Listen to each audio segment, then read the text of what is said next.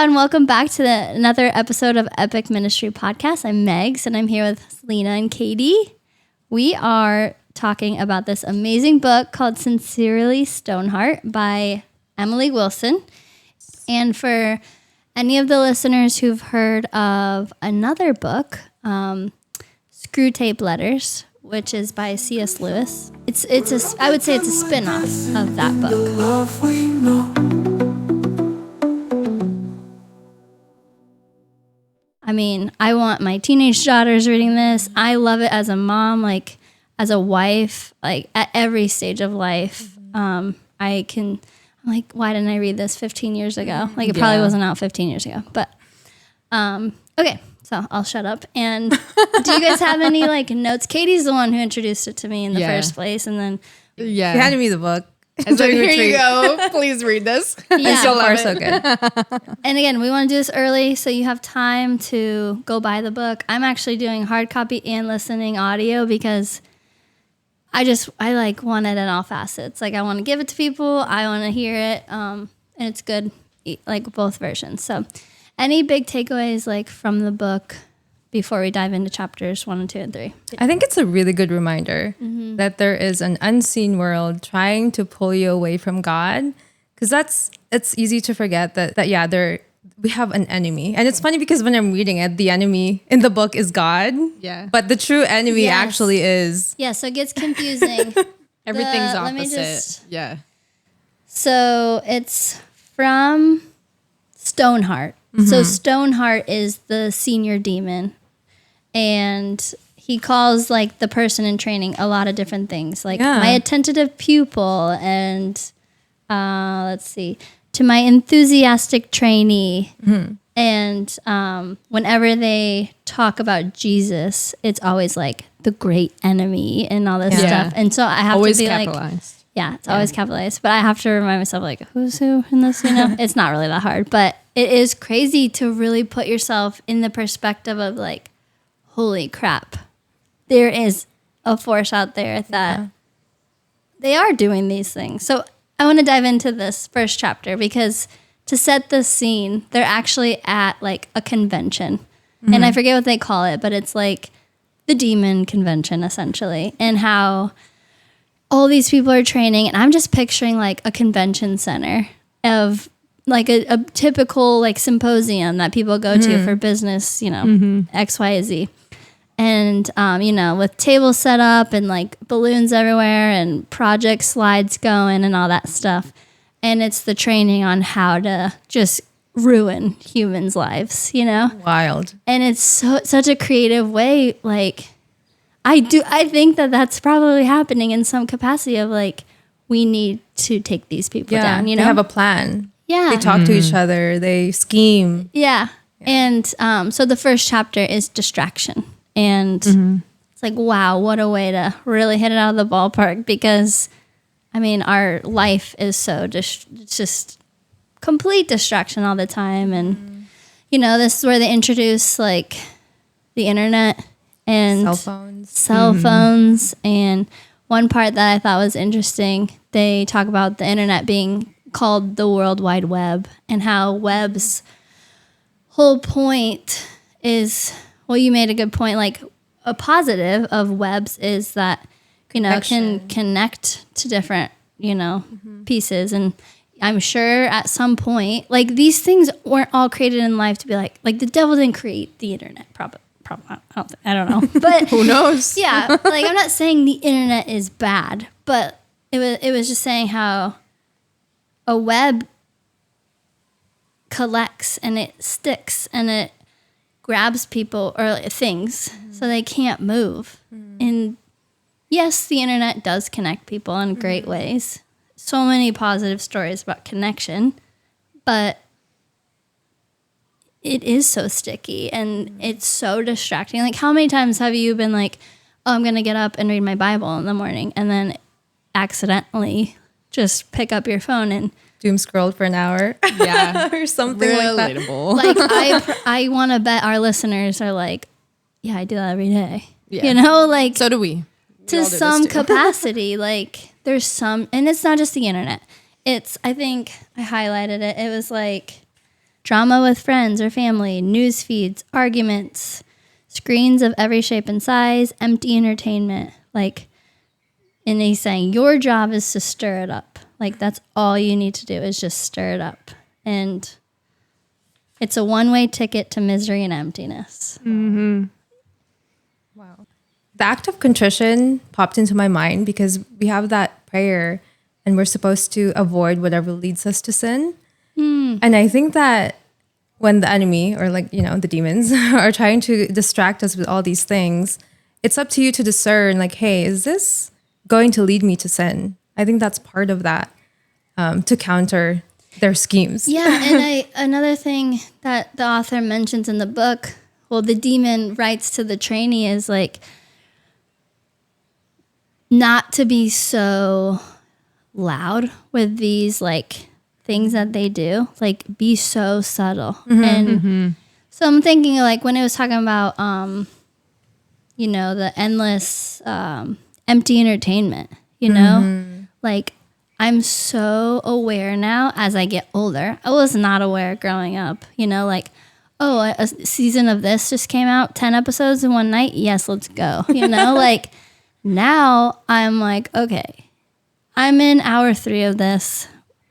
When is the last time I prayed? Like, or like, what is, or I'll do podcasts, like I love a good, I don't know, podcast has nothing to do with faith, and I'm like, then after a couple episodes, I can tell my demeanor is like, it's just not fruitful, there's nothing, it's not bad. Yeah. And that's the thing, like these things could be fine. They're not initially meant to be sinful. But like you said, Katy, it's just noise. Yeah. And the devil's so good at just, let's come over here. Let's look over here. And anything to not look at the cross. Yeah. Crazy. Katy, you want to introduce the second chapter? Yeah. So the second chapter has kind of 2 different themes. So it talks about like rebellion and like in the teenage years, like pushing like, you can grow up in this perfect family and like have all these, well, maybe not super perfect, but like a great family and have all these things and such.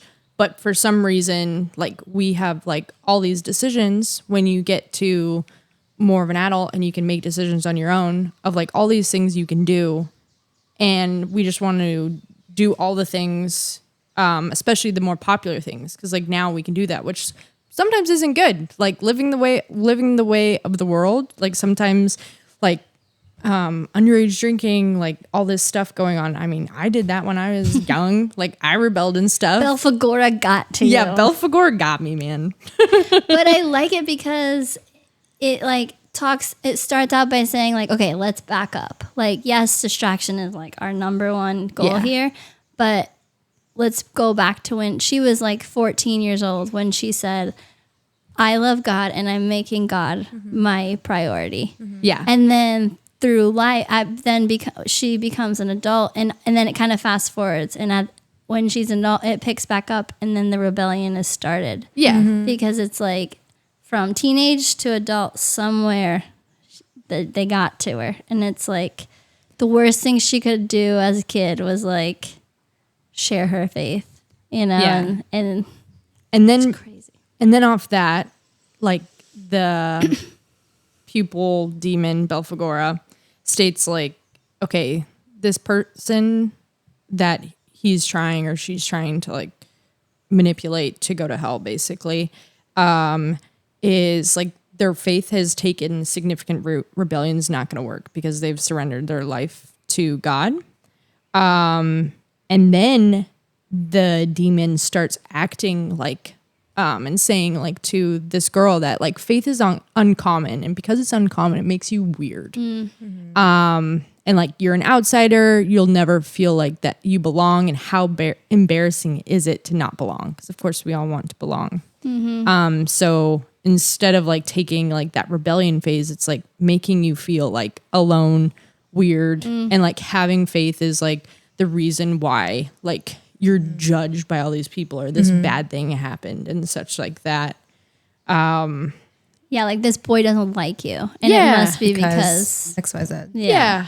And says like, you need to be angry about the dysfunction in like your church community and such, and say like, there's no need to be dependent on God for these things, because like, oh, if your church community's not great, like, who needs God anyway? You should go find something somewhere else that's more satisfying. So yeah, this one has, it's good. It's really good themes. And I think like I definitely relate to those. And like feeling like maybe not ashamed, but like, oh yeah, I'm Catholic. Like being whispering about it. I feel again, the older I'm getting, the more confident I'm getting in sharing my faith. But I still sometimes like I'm finally to the point where we pray everywhere we go. Like we bless ourselves in McDonald's, in a fancy restaurant. Not that McDonald's isn't fancy, but like everywhere, right? And that took us years to do. But like I'll have like, let's just use LGBTQ like T for the example. I'll have friends and I'm like, oh, I'm Catholic. Like I have to go to mass, and why do we do that? You know, like they don't care. Like say you're Catholic, you know? I've never had a negative reaction. And maybe that's just my personal experience, but never have I had a friend then be like, oh, okay, see ya, you know? People always want to come. Yeah. All the time. They're like, can I come? And I'm like, sure, let's go. Yeah, but I have felt that. Like, I can't say that I'm Catholic. Like you want to whisper under your breath. Or like whatever. And now I feel like we're getting to the point where we are not doing that anymore, which is great. But so some of these things take time. But I think if I would have read a book like this early on, then you would have noticed. Yeah, I think so. I mean, everything has a time, but gosh, I really wish I had this book at like 15. Same. Probably earlier. Yeah. Really. Yeah. What would you guys say to the girl who is in that position of, she feels like she's the only Christian at school, and so she feels like she doesn't fit in, and she's being more relaxed about her faith because no one is inspiring her, no one's with her, no one's supporting her. Like, what would you guys say to that girl? Because I think that's very common. And I think that's why community is so important. I was going to say, like, try to find different friends. Yeah. But pray for it is what I would say. Pray for the right people to surround you. So much easier said than done, especially at that age of where that's all you want when you're growing up is to have a community. Yeah. I mean, I didn't even know what the word community was like at that age, but just friends and to belong. And that is tough. Like, yeah, like I would, but multiple times, and it wouldn't be like faith-based, but I changed friends all the time in school, and it's always so uncomfortable, but I feel like that's what school and like those years are for, you know, and figuring it out. I would say like, formation. I think as a mom, and like I'm reading this book now, not only through the lens of like helping me, but also to teach my future children. I don't think it was ever like, maybe it was, I just wasn't listening, but like here on earth, it's not the goal. Like to be, and that we're kind of going into what chapter 3 is about, but this isn't it. You know, there's something so much greater after this. And like what we do here though matters. And who we keep as company says a lot about who we are. So I think that I would try to just be like, find friends that are different. I don't know. Yeah. It's hard. Pray for them. Yeah. Pray for them. Pray and then figure out like kind of, and this is hard when you're young. I probably wouldn't have figured this out, but like find people who have like similar interests to you or similar values. Yeah. And like if you like playing soccer, go play with the kids who like soccer. I was and all thinking their that friends too, and like such. the sports and all the clubs. Yeah. And Like all the sports, or like if you like music, like find people who really like music, and or like I don't know, you like doing volunteer work, go like go ask people like, hey, do you want to go do this with me? And you'll find people who do. And those will be your people that you can hang on to. And it's not going to just go as teenagers. Like I find myself that as adults, like I'll meet a really cool girl and I'm like, okay, we can be friends. And then I have like one girl date with her and I'm just like, man, it's not going anywhere because we just are not on the same level Well, there's different levels of like your maturity with your own faith and relationship. That's completely different. Like, it's just, you can tell when people are just, you don't have the same goals, like the same maybe morals. Like, you just know, like, You like different you're things. great. I'm sure you're amazing, but we're not gonna. Go deeper. Yeah. Yeah. So we break up. But okay. For the last chapter, probably the most important chapter, C's maybe of the chapter. whole book. But this was the one that you're just kidding. But you're the Letter identity 3. girl. What does that mean? So letter number 3 is titled Looking for the Keys. And the author, or I guess not the author, The demon. the demon, I who was guess- also the author, but Yeah. okay, sorry. Paints this picture of a woman who is looking for her keys. She's already late. She's looking for her keys everywhere. And lo and behold, it's actually just in her back pocket. And the idea is that your identity is found in nowhere else. It's already in you. It's given to you by God at birth. Like he knit you together in your mother's womb. You are the beloved child of God. And that is just, that's foundational. If you don't have that in you, then everything else falls apart. I think the days when when I feel in despair and so far from God are the days when I forget who I am and whose I am. Like that it's literally, it's an identity problem every time. And so I have to constantly remind myself that I'm the beloved daughter of God. I was born with a purpose. I'm here to know him, love him, and serve him. I've already given my life to him. I want to spend the rest of my life with him. This is just a season. This is just a phase. And then that's when I need to surround myself with my girls and to remind myself of my identity. That's why community is so important. For those moments when you're weak and you can't like lift yourself up. You need to call your girls and be like, hey, can you just pour on me right now? Because I'm so low. I have nothing right now. Obviously I have a husband too. And so he helps me with that too. And when I ask him, like, just pray for me, please, like help me know. Because right now I'm so low and I can't see straight, and it's all distraction right now. It's all lies in my head. And it's so easy for me, by the way, because I just have that mind that tends to be pessimistic and tends to be perfectionist and likes control and all of this. And it's all negative in my head. So I really, really need to work on identity, reminding myself of my truest identity. And I think every single person in the world would benefit from that. And I think that Jesus came down on earth to remind us of that. Because without it, like we have no direction. Without that Christian lens, we would be so lost, just completely lost. And so I really love this chapter.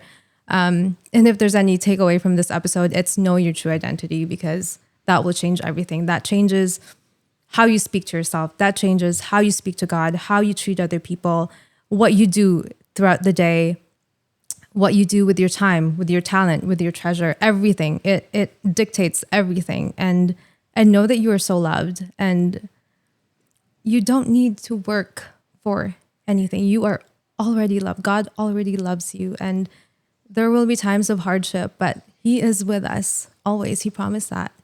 Yeah, like it's not, I will be loved when I get straight A's, or I'll be loved when I'm prettier, or when I'm 15 pounds lighter. Yes. Or it's nothing. It's when I wake up in the morning, open my eyes, there it is. I am loved. You know? And any time that you have a thought that tells you otherwise, that is not from God. That's Belphegora. Be gone. Doesn't it remind you of like the Wicked Witch of the West? I don't know. Belphegora. I don't know her name. Isn't it like something else? Alfie? Yeah. I don't know. Alfie. It just like reminds me of Alphaba. just Alphaba. Yeah. I love Alphaba. It's crazy because you recommended this book and I knew I was pregnant, but I didn't know I was having a girl. And I was super early on, and I'm reading this book, and the questions that it was having me like ask myself. I mean, I was going into like the teens, and I'm like reflecting so hard on his book's amazing. It just I'm like, and I would just run to my husband and be like, I am the way I am because of something that happened to me at 16, 17, you know, of a comment that I don't want to like spoil the book, but there's just so many things that I'm like, It's like that clicking happened to me. pieces. And this is why I think this way. And I knew I was having a girl as I'm reading this book because of the way that it was just having me reflect and the importance. I just felt like I need to read this book. And like, one, I need to know these principles for myself, but like, I cannot, like, she's going to come out of the womb and I'm like, look, you're beloved. Like, I'm just going to start. Here's the book. I can't wait to just teach these things to her. It's just amazing. We can't recommend it more. It's like $15. Yeah. I mean, Amazon. if Do you it. are a man, buy this for your sisters, your mom, your nieces, Honestly, why read? Why your not read wife. it? If you're read it first, but Yeah. like buy it for every female you have in your life. If you're a female, buy it for yourself and every female in your life. I mean, it's amazing. it's wonderful. It's wonderful. And Screw Tape Letters is amazing too. We've covered that. It's just, this is written in modern day, so a lot of the things are a little more, I think, Up to date. And yeah, just applicable to like today's life. Yeah. So, yeah. You guys have anything else? I wanted to share about the Litany of Belovedness, which was Yeah. written by a Catholic singer, Sarah Kroger, I think is how you say her name. So anytime that you're feeling super low about yourself and confused about your identity and maybe a friend is not available for you at that moment, I encourage you to look it up, Litany of Belovedness, pray that, and just watch your shoulders drop as you just remember who you are and whose you are, and that you don't have to do. You just be. You are the beloved. Yeah. Yeah. So amazing. Well, thank you guys thank you girls for joining us. And I can't wait for you to go out and buy this book and to follow along with us in season 4 as we dive deeper into this book and learn and grow together. So thank you for making us a part of your week. And just remember, you are loved.